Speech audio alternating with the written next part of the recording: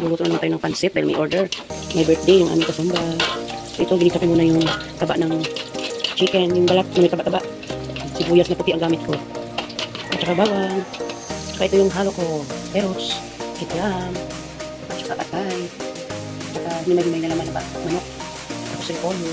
At saka bihon. Tapos yung pansit lang to. Tapos ito yung lalagay ko sa budget. Paminta, tapos oyster, no chicken, magic sarap, tsaka so ayan.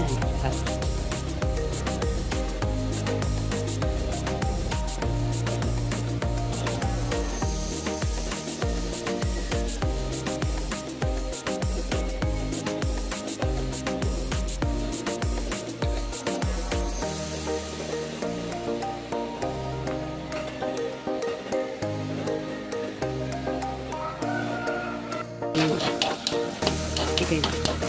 Amok na naman. Himay-himay. Tapos yan.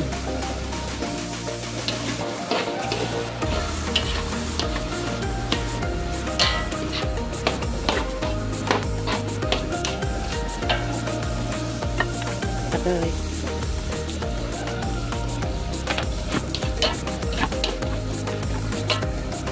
Natin yung nor.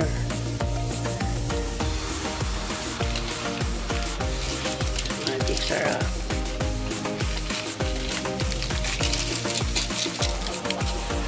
Paminta.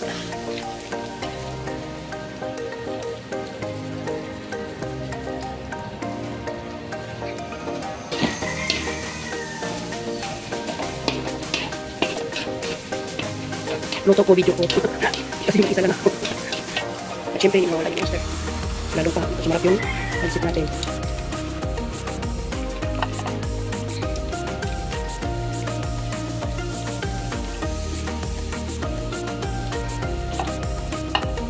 Toyo.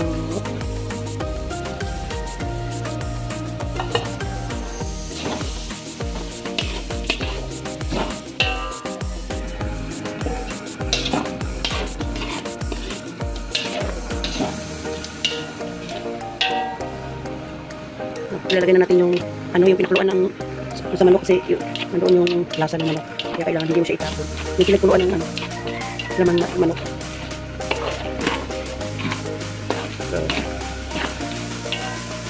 Hindi ko na ibibigay yung paglagay ng kasi walang magkahawak. Carrots.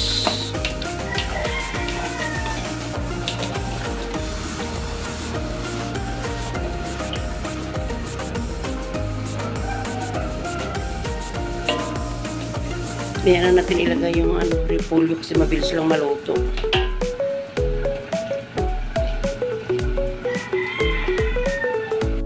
Repolyo.